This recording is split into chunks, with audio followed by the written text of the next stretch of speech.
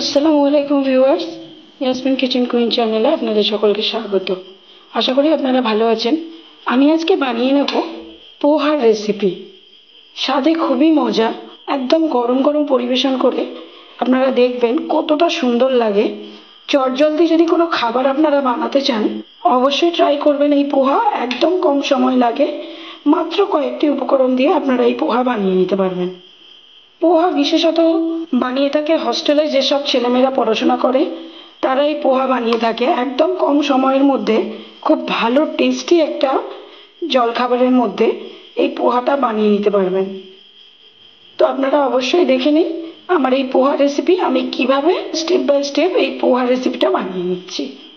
পোহা বানানোর জন্য আমি এখানে কাঁচা চিড়ে নিয়ে নিয়েছি, আমন্ড আর কাজু বাদাম নিয়েছি, কাঠবাদাম নিয়েছি, কাঁচা জিরে আর সর্ষে নিয়েছি, টমেটো চপ করে নিয়েছি, কাঁচা লঙ্কা নিয়েছি, পেঁয়াজ রসুন চপ করে নিয়েছি, কসুরি মেথি নিয়েছি, নিয়েছি লবণ, আর এখানে নিয়েছি কিছু মশলা। তো আসুন আপনাদের দেখিয়ে দিই আমি কিভাবে আজকে পোহাটা বানাবো। একটা ফ্রাইং প্যান নিয়েছি, ফ্রাইং প্যানের মধ্যে কিছুটা রিফাইন অয়েল দিয়ে দেব। তেলটা একটু গরম করে নেব। ফোড়নের জন্য আমি কাঁচা জিরে আর সর্ষেটা দিয়ে দিলাম, কাঠবাদামটা দিয়ে দেব, কাজু আর আমন্ডটাও এখানে দিয়ে দেব। সব কিছু ভালোভাবে ফ্রাই করে নিতে হবে। চপ করে রাখা পেঁয়াজ আর রসুনটা এখানে দিয়ে নেব। হালকা ব্রাউন কালার হওয়া পর্যন্ত ভেজে নেব। খুব বেশি ব্রাউনিশ হবে না, জাস্ট হালকা ব্রাউনিশ হবে। সবগুলো বাদাম এই পেঁয়াজ আর রসুনের সাথে ভালোভাবে ফ্রাই করে নেব। এর মধ্যে টমেটো কুচি আর লঙ্কা কুচিটা দিয়ে দেব।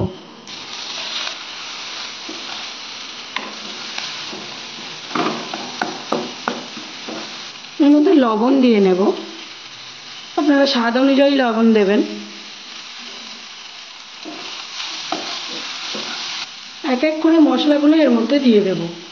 হলুদ দেব, একটু লঙ্কা দিলাম, ভাজা মশলা দিলাম, একটু জিরে দিয়ে দিলাম।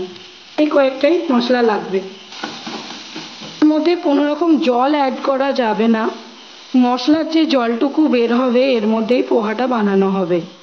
দেখুন মশলাটা এখানে আমাদের কষানো হয়ে গেছে। এর মধ্যে চিড়েটা দিয়ে দেব। চিড়েটা আমি ধুয়ে নিয়েছিলাম।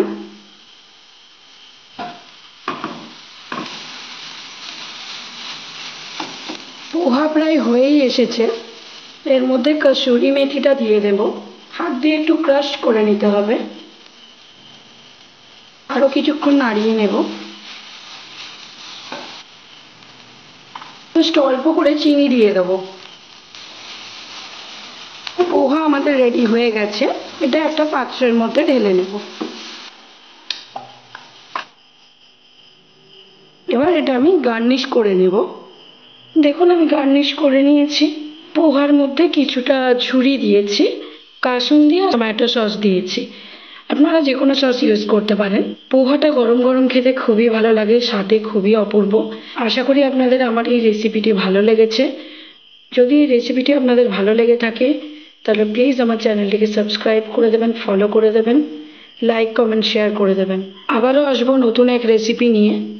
ততক্ষণ আপনারা সকলে ভালো থাকবেন।